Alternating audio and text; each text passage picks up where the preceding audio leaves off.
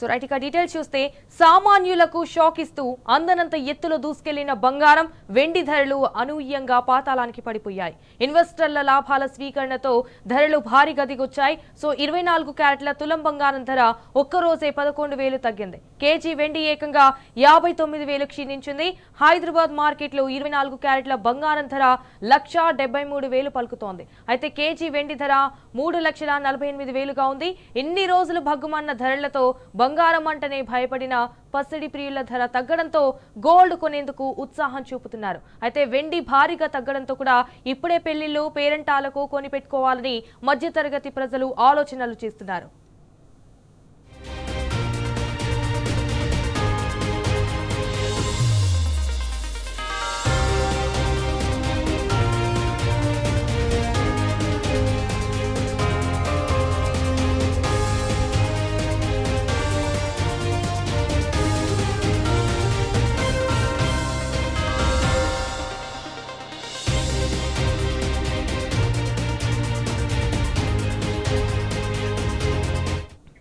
Right ఇక ఇదే విషయానికి సంబంధించి మరిన్ని డీటెయిల్స్ మా ప్రతినిధి యాసర్ ఫోన్ ద్వారా అందిస్తారు. రైట్ యాసర్, చెప్పండి, మళ్ళీ గోల్డ్ సిల్వర్ రేటు హైక్ అయ్యే అవకాశం ఉందా?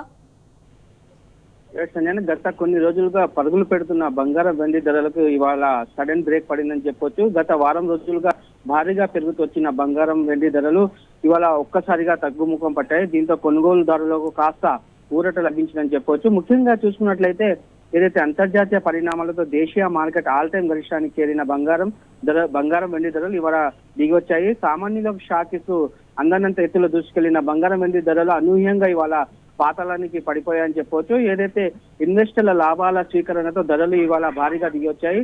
24 క్యారెట్ల తులం బంగారం ధర ఇవాళ ఒక్కరోజే 11,000 తగ్గింది.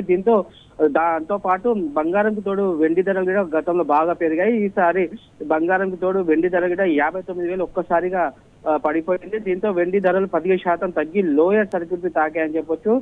ప్రస్తుతం హైదరాబాద్ మార్కెట్ లో 24 క్యారెట్ల బంగారం ధర 1,73,000 పైగా ఇవాళ పలుకుతుంది. అటు కేజీ వెండి ధర 3,48,000కు ఇవాళ ఉంది. అంటే దీన్ని బట్టి చూస్తే వెండి బంగారంకు పోటీగా వెళ్లి రికార్డు స్థాయిలో పెరిగాయి. దీంతో ఇవాళ మార్కెట్ ఒక్కసారిగా రివర్స్ అయింది. ఏదైతే అమెరికా డాలర్ విలువ క్రమంగా కోలుకుంటుంది. దీంతో బంగారం వెండికు మదుపర్ల లాభాల స్వీకరణకు మొగ్గు చూపడం ఈ ధరల తగ్గుదలకు ప్రధాన కారణమని ఏదైతే బులియన్ మార్కెట్ విశ్లేషకులు చెప్తున్న పరిస్థితి ఉంది. ఏదైతే మనం చూస్తున్నట్లయితే ఏదైతే ఈ పరిణామం అంతర్జాతీయ మార్కెట్లో అనిశ్చితి తగ్గి ఇన్వెస్టర్లకు ఆందోళన సద్దుమునిగింది. అయితే భారత మార్కెట్ విషయానికి వస్తే ఈ రోజు బంగారం భారీగా తగ్గుముఖం పడ్డాయి. బడ్జెట్ ఏదైతే 2-3 రోజుల్లో ఉన్నటువంటి బడ్జెట్ కు ముందు ఈ ధరలు తగ్గడం గోల్డ్ ప్రియులకు కాస్త ఉపశమనం కలిగిస్తుందని చెప్పొచ్చు. గత కొన్ని రోజులుగా రికార్డు స్థాయిలో పెరిగిన ఈ బంగారం వెండి ధరలు సడన్ గా ఇవాళ ఈ టర్న్ తీసుకున్నాయి. బంగారం వెండి లోహాలపై పెట్టుబడులకు సేఫ్ అని భావించి ఇన్వెస్టర్లు భారీగా పెట్టుబడులు పెట్టడంతో ఊహకందని రీతిలో ధరలు అయితే పెరిగాయి. మరి రాబోయే 2-3 రోజుల్లో పార్లమెంట్ లో బడ్జెట్ ప్రవేశపెట్టనుండగా మార్కెట్ లో భారీ తగ్గులు లాభాలు తీసుకోవడంలో ఒక్క రోజులోనే 5 లక్షల కోట్ల బంగారం సంపద ఆవిరైంది. బడ్జెట్ తర్వాత వాటి ధరలు తగ్గుతాయన్న ఊహాగానాల నేపథ్యంలో ఇన్వెస్టర్లు లాభాలను తీసుకుంటున్నట్లు తెలుస్తుంది. మరోవైపు అంతర్జాతీయంగా డాలర్ విలువల మార్పులు మరియు ఇన్వెస్టర్ల సెంటిమెంట్ కు వేగంగా మారడం వల్ల ఈ చారిత్రాత్మక మార్పులు సంభవించాయని చెప్పొచ్చు. మరి ఇప్పుడు ప్రస్తుతం చూసుకున్నట్లయితే పెళ్లిళ్ల సీజన్ సమీపిస్తున్న తరుణంలో ధరలు ఇలా దిగి రావడం శుభ పరిణామమే అని మార్కెట్ నిపుణులైతే చెప్తున్న పరిస్థితి ఉంది. ప్రస్తుతం మార్కెట్ తీవ్రమైన అస్థిరతలో ఉంది. కాబట్టి పెట్టుబడిదారులు మరియు కొనుగోలుదారులు ప్రతిరోజు ధరలను గమనిస్తూ అప్రమత్తంగా ఉండాలని అయితే మార్కెట్ నిపుణులు సూచిస్తున్న పరిస్థితి ఉంది. Sanjana. All right yes, thank you for the updates.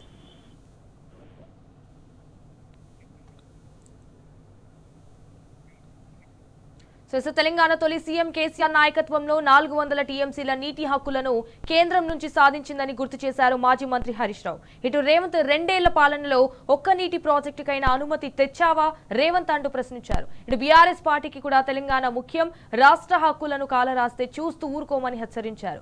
రాష్ట్ర భవిష్యత్తుల కోసం కేసీఆర్ నాయకత్వంలో నీటి పోరాటానికి సిద్ధమవుతామని ధ్వజమెత్తారు.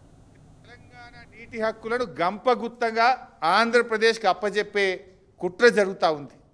నిజంగా చెప్పాలంటే కేసీఆర్ గారి నాయకత్వంలో గోదావరి మీద 400 టీఎంసీలు కేంద్రం నుంచి అనుమతి తెచ్చినాం. 10 డిపిఆర్లు పంపినాం. గోదావరి మీద 10 డిపిఆర్లు ఢిల్లీకి పంపి 7 ప్రాజెక్టులకు అనుమతులు తెచ్చింది బీఆర్ఎస్ ప్రభుత్వం. 400 టీఎంసీల నీళ్ల హక్కులను సాధించింది బీఆర్ఎస్ ప్రభుత్వం.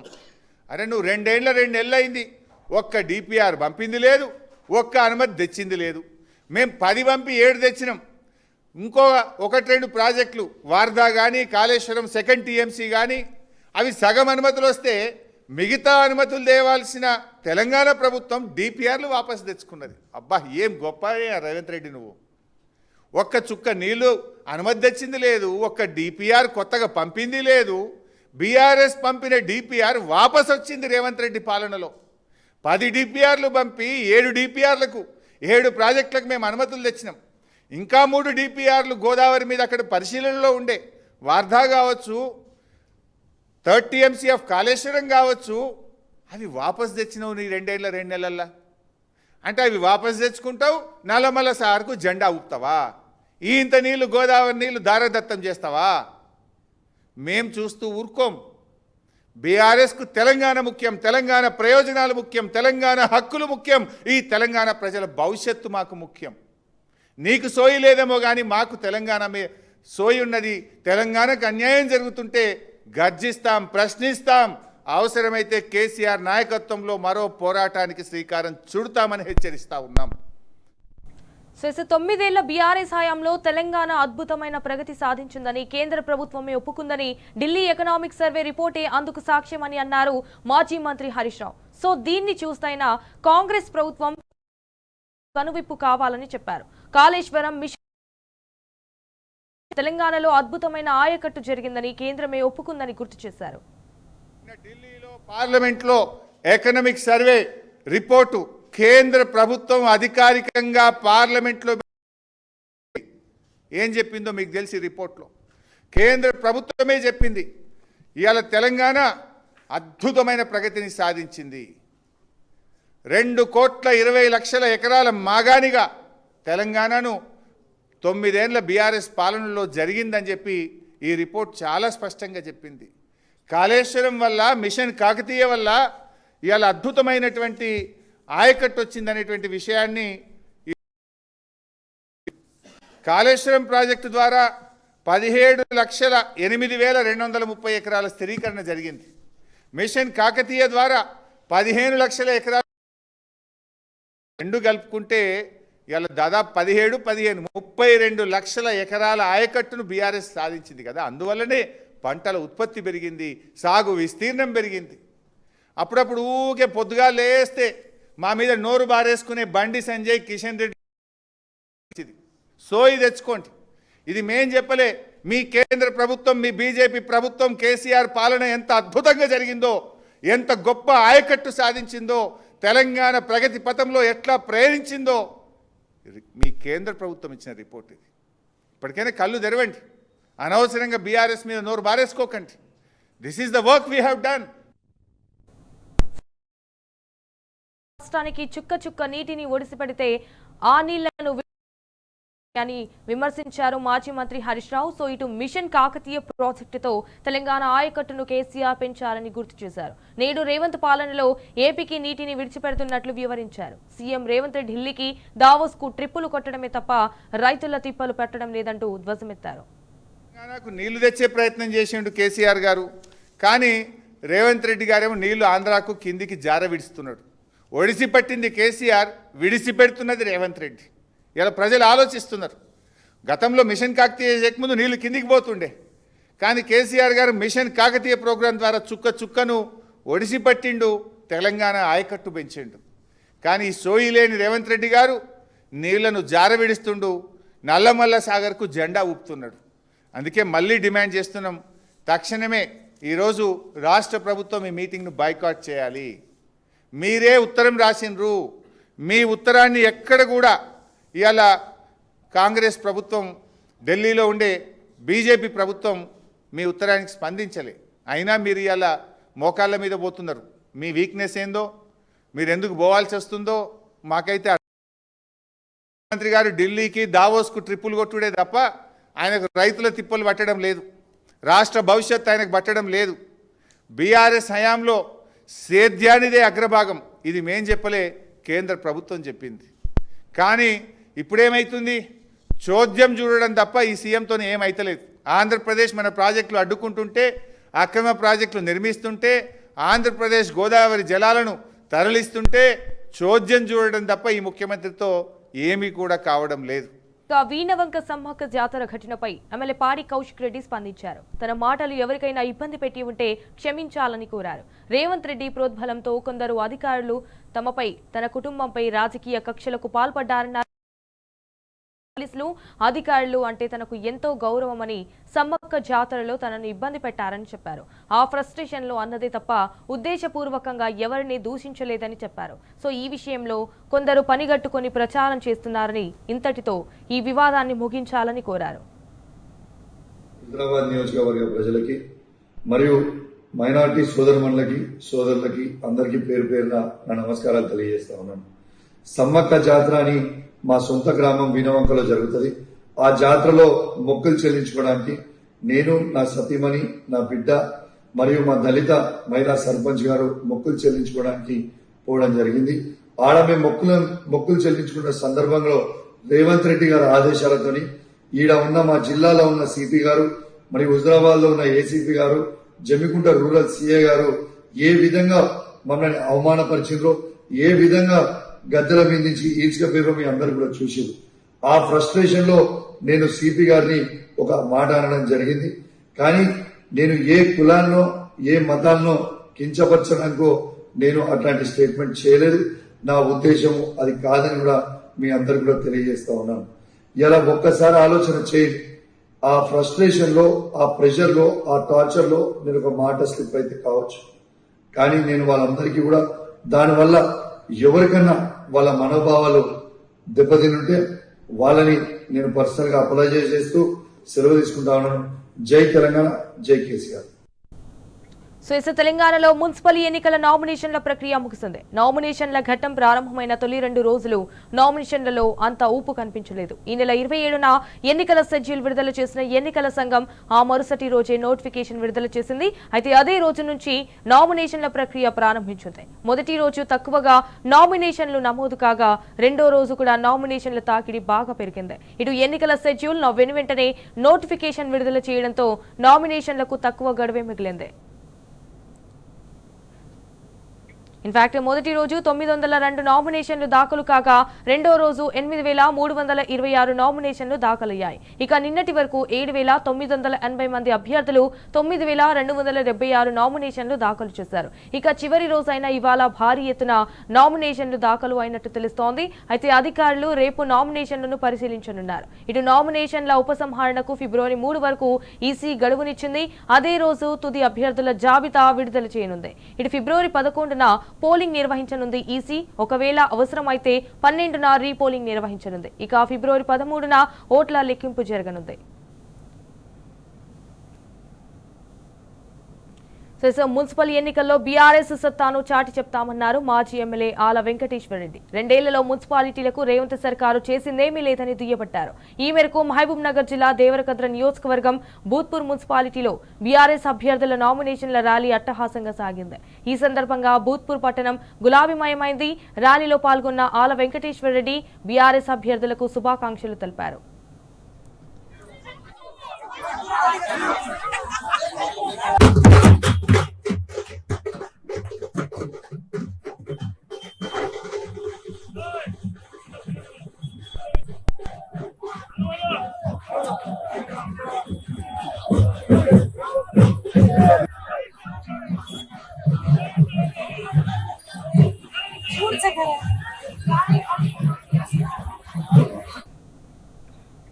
దేశం కోసం ప్రాణాలు అర్పించిన వీర జవాన్ కల్నల్ సంతోష్ బాబు మాతృమూర్తి మంజుల ఉపేందర్ సూర్యాపేట మున్సిపల్ ఎన్నికల బరిలో నిలిచారు. 44వ వార్డు బీఆర్ఎస్ అభ్యర్థిగా నామినేషన్ను దాఖలు చేశారు. అయితే కేసీఆర్ పాలనలో సూర్యాపేట అద్భుతంగా అభివృద్ధి చెందిందని మంజుల ఉపేందర్ తెలిపారు. జగదీష్ రెడ్డి సహకారంతో బీఆర్ఎస్ జెండాను ఎగురవేస్తామన్నారు. ఇటు గులాబీ పార్టీతోనే అభివృద్ధి సాధ్యమని ఆమె స్పష్టం చేశారు. సో ఈ సందర్భంగా జనమంతా మంజుల ఉపేందర్ కు మద్దతు పలికారు. రుక్మల్ల మంజుల అండి, కల్నల్ సంతోష్ బాబు వాళ్ళ అమ్మగారిని దేశం కోసం నా కొడుకు ప్రాణత్యాగం చేశాడు, అది మీ అందరికీ తెలుసు. ఈరోజు నేను ఈ బీఆర్ఎస్ పార్టీ తరఫున నా 4వ వార్డుకి ఇక్కడ సూర్యాపేటలో నాకు చేతనైన సాయం చేయాలి మా వార్డు ప్రజలకి అన్న ఉద్దేశంతో ఈరోజు నేను ఫస్ట్ టైం అండి ఇలా జరగడము, ఇలా ఒక పార్టీకి వచ్చి నామినేషన్ వేయడం అన్నది. దీనికి ముఖ్య కారణం మన కేసీఆర్ గారండి.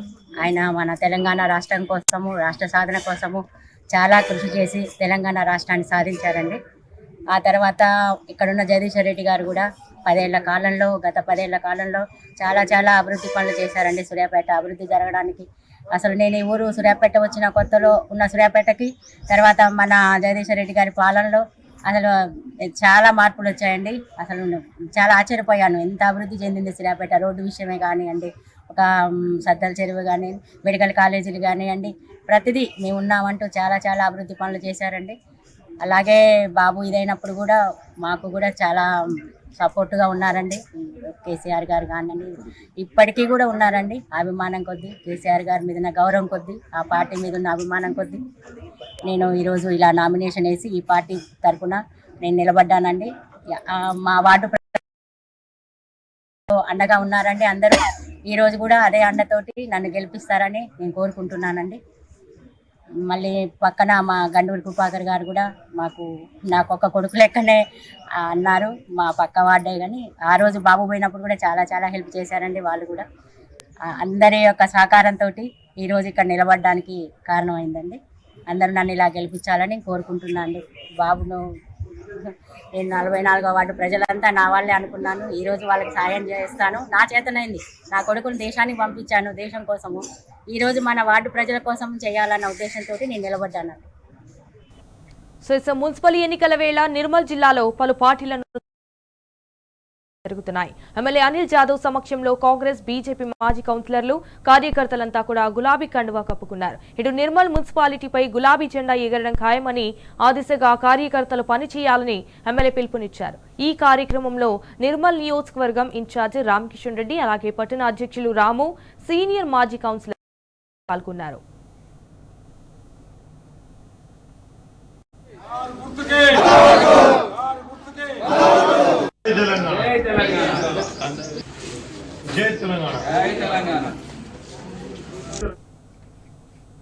మున్సిపల్ ఎన్నికల కోడ్ నేపథ్యంలో రాజన్న సిరిసిల్ల జిల్లాలో 20 లక్షల నగదు పట్టుకుని సీజ్ చేశారు ఎస్ఎస్టీ అధికారులు. వేములవాడ నుంచి హైదరాబాద్ వెళ్తున్న షిఫ్ట్ డిజైర్ వెహికల్లో ఈ నగదును పట్టుకున్నారు. పట్టుకున్న నగదు వేములవాడ పట్టణానికి చెందిన గణచారి సాంబశివదిగా గుర్తించారు. అయితే బాధితుడి దగ్గర ఎలాంటి సమాచారం లేకపోవడంతో నగదును స్వాధీనం చేసుకున్నారు అధికారులు. దీనిపై తదుపరి విచారణ అనంతరం మరింత సమాచారం ఇస్తామని కూడా అన్నారు ఎస్ఎస్టీ అధికారులు.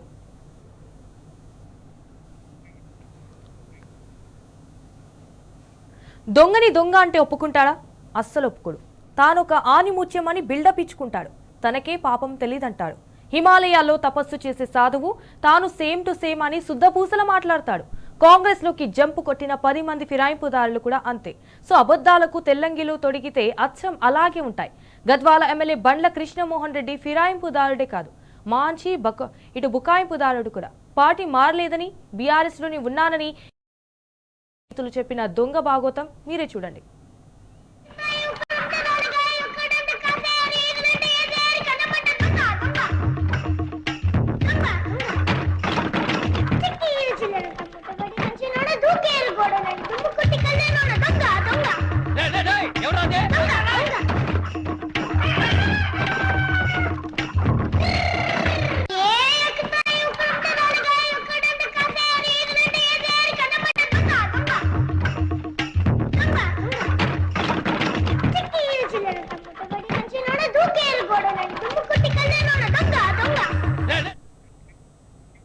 ఫిరాయింపు ఎమ్మెల్యేల స్వరం మారుతోంది. సుప్రీంకోర్టు స్పీకర్కు అఫిడవిట్ దాఖలు చేయడానికి ఇచ్చిన గడువు ముగిసే సమయానికి ముందు ఆసక్తికర పరిణామాలు చోటు చేసుకున్నాయి.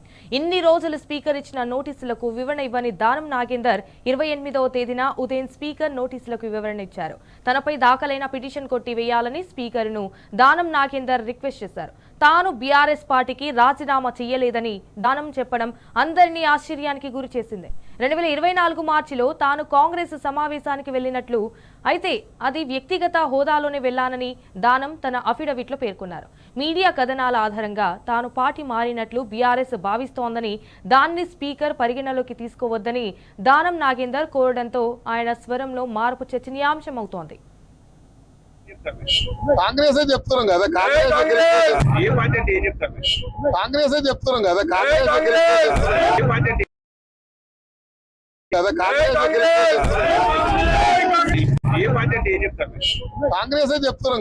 కాంగ్రెస్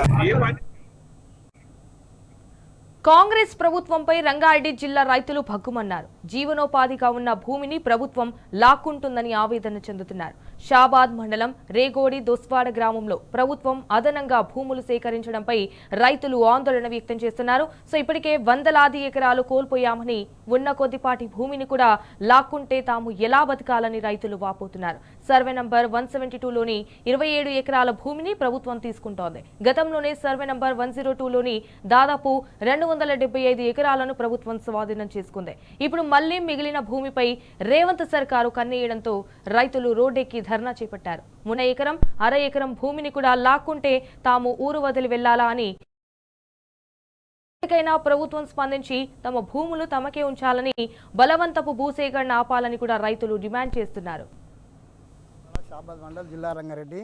మాదంతా బీద కుటుంబంలో మా యశవాడ రేగడి దోసాలో 102 సర్వే నెంబర్ గుంజుకుంటే 172లో వచ్చి ఆవుల కట్టేసుకొని అక్కడనే జీవించనీకే ప్రయత్నం చేస్తుంటే, అది చిన్న సర్వే నెంబర్ సార్, 29 ఎకరాల సర్వే నెంబర్.